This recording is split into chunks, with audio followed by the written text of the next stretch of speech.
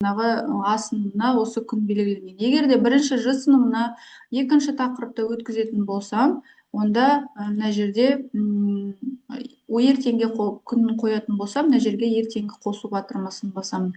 Көріп тұрсыздар, мында сонда әр сыныпқа мен күндерін қоя алдым.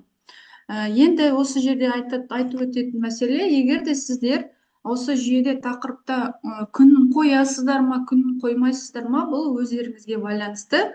Өздеріңізге бұл ыңғайлы болса күнін қойсаңыздар да болады, немесе қоймасаңыздар да болады. Бұл өз еріктеріне, мұғалімдердің өз еріктеріне берілген. Енді оқу жоспарында осындай, егер де сіздер оқушыларға осы тақырыптың күнін қойсаңыздар, оқушыларға жүйеде осы күннен бастап сол тақырып ашық болады.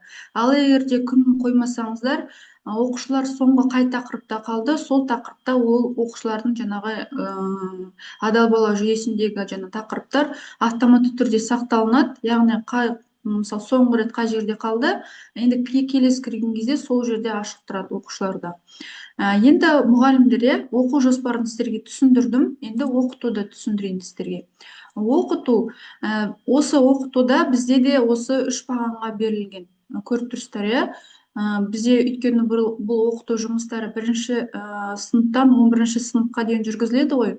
Бұл адал бала жүйесіндегі материалдарды біз сынып жетекшілерін сынып сағатында бір 10-15 минут өткізуге ұсынамыз, бірақ та бұл біздің ұсынымыз бойынша, бірақ та әр мектеп өздері шешеді, қай уақытта өткіземіз десеңіздер де. Енді оқыту өзін өтейік. Оқытуға өткізген кезде, мысалы мен айттым ғой басында, 1-ші асының жетекшісінде, мысалы менде міне осы тақырып ашылды, міне модуль, заң және тәртіп, осы 3 тақырып менде ашылды. Енді осы 3 тақырыпты кіремін, оқытуды жалғастыру батырмасын басамын, сонда менде осы тақырыптар ашылды. Яғни бізде көріп тұрғандарыңыздай, бізде мысалы осы 1-ші тақырып бойынша бізде сабақ жоспары берілген мұғалімдерге. Бұны көре аласыздар, немесе жүктей аласыздар. Сабақ жоспары деген өздеріңіз білесіздер, яғни осы сабақты қалай өту керек екен. Бұл жүйеде мұғалімдерге барлық мағлұмат дайын. Яғни мұғалімдер өздері мысалы жұмыстан кейін арнайы бір тақырыптарды іздеп, сабақ жоспарын ештеңе дайындамайды. Тек осы жүйе арқылы берілген материалдармен оқушыларға жүргізе бересіздер. Яғни өте ыңғайлы. Енді сіздерге мына сабақ жоспары берілген. Сабақ жоспарында осы сабақтың мақсаты, міндеттері, неше минут өту керек, қай сыныпқа арналған, мазмұны барлық берілген, ескертулер. Және де осы тақырып бойынша сіздер мысалы оқушылармен сабақты өткеннен кейін сұрақ-жауаптар бар. Яғни балаларға мысалы осы анимациялар, видеоматериалдар, тесттерді өткеннен кейін сіздер балаларға мысалы сұрақ қоя аласыздар. Балалар, яғни осы тақырыпты түсінді ме, түсінбеді ме? Мысалы сіздер осындай сұрақ қойған кезде балалар сіздерге мысал ретінде осындай жауап беру керек. Яғни сіздер осы жауапқа көз жеткізген кезде сіз мұғалімдерге ыңғайлы, сіздер бала оқушылар түсінді деген сіздерге өздеріңізге түсінік келеді. Яғни осындай сұрақ жауаптарына дейін берілген мұғалімдерге өте ыңғайлы. Яғни сіздер бұны көре аласыздар, немесе алдын ала сабақ басталмай тұрып жүктей аласыздар. Енді сіздер көріп тұрсыздар, мына жерде анимация түрінде берілген. Бізде оқушылар білесіздер, әртүрлі бізде, мысалы бір балалар визуал болады, кейбіреулер аудиал болады. Сол балалардың ерекшеліктеріне байланысты бұл жүйе балаларға анимация түрінде де жасалған. Сіздер осы жүйеде сіздер көре аласыздар, яғни балалармен бірге осы анимацияларды. Мен сіздерге қосып көрсетейін. Қиын жағдайға тап болсаң, сен жалғыз емессің. Кейде бізге қорқынышты, мұңды немесе ренжітетін жағдайлар кездеседі. Егер саған қорқынышты болса, ата-анаңа айт. Ал көшеде полиция қызметкері не істеу керегін түсіндіреді. Қорқыныш пен ренішті жасырып қал.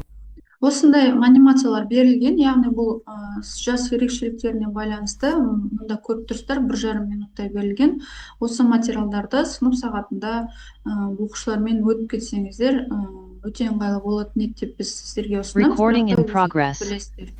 Енді осы жерде кейбір мұғалімдер мектептерде ана интерактивті доска дейміз ғой, интерактивті тақта, иә, сондай жағдай болмаса, бұл жаңағы анимацияларды сіздер жүктеп алсаңыздар да болады. Өздеріңіз алдын ала жүктеп алып, оқушылармен дәл осы анимацияларды бірге қарап, түсіндіріп өтсеңіздер де болады. Егер де жаңағы видео материалды қосатын жағдай болмай жатқан кезінде. Енді сіздер көріп тұрсыздар, осы анимация көріп біткеннен кейін бізде бірінші және төртінші сыныптарына арналған тест сұрақтары берілген.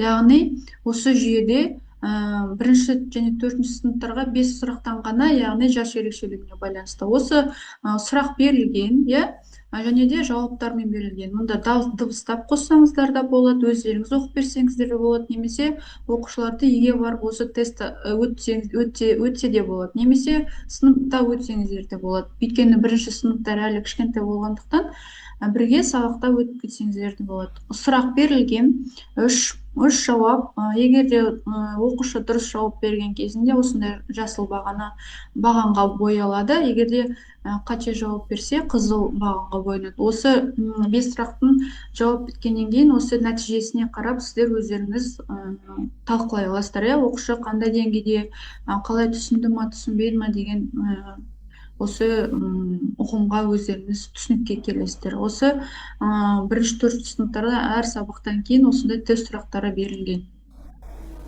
Ал егерде біз өтетін болсақ 5-8 сынып оқушыларына, иә, мысалы заң және мектеп өмірі деген модуль көріп тұрсыздар, астыларында бізде модуль берілген, әр модуль, иә. Алдында мен жаңа оқытуда көрсеттім ғой, осы модульдар 7 модуль осы жерде. Үлкен сыныптарда, егерде мен ашып көрсететін болсам, тақырыптар дәл осындай, тек қана сабақ жоспары да берілген осындай. Көре аласыздар. Және де осындай бізде анимацияларды берілген, дәл осындай. Бізде де мына жерде реал стористер дейді, яғни осы оқушылардың қатысуымен жас ерекшеліктеріне байланысты видео материалдарда берілген. Осыны көріп кетсеңіздер де болады.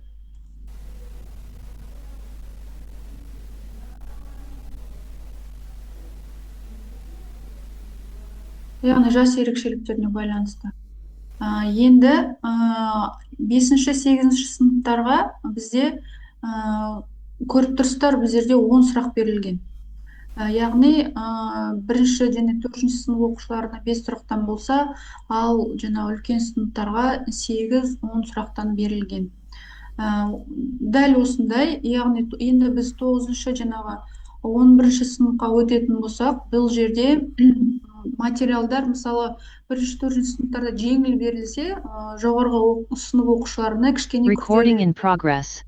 Яғни бізде мысалы материалдар берілген, мысалы бейне материалдар 7 минуттан берілген, сұрақтар мысалы 10 сұрақтан берілген. Бұл сұрақтарды оқушылар, жоғарғы сынып оқушылары өздері үйде өтсе де болады. Енді осы жүйеде біз қалай ары қарай есептемені көріп тұрсыздар. Есептемеде бұл мұғалімдер өздеріңізге ғана мағлұмат, яғни осы жүйе арқылы сіздер көріп отырсаңыздар болады, қандай тақырыптар өтілді, оқуда қалай, қайсысы басталған, басталмаған туралы тек қана мағлұматтар. Енді SOS батырмасы. Бұл жүйенің ең басты ерекшелігінің ерекше модулі, яғни SOS батырмасы. SOS батырмасы біз SOS батырмасы не үшін берілген бұл жүйеде?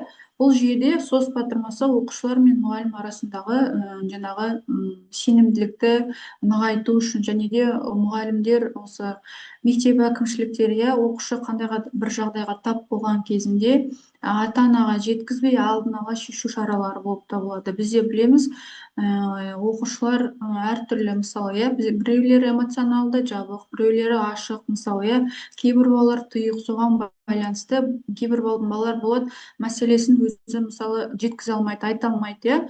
Сондықтан біз оқушыларға осындай модуль арнайы жасалған, яғни көмек сұрау, яғни осы мұғалімдерден, психологтардан, мысалы, мұғалімге келіп айта алмаса, осы жүйе арқылы көмек сұрай алады. Бұл жүйеге кімдер кіргізілді, иә. Бұл жүйеге осы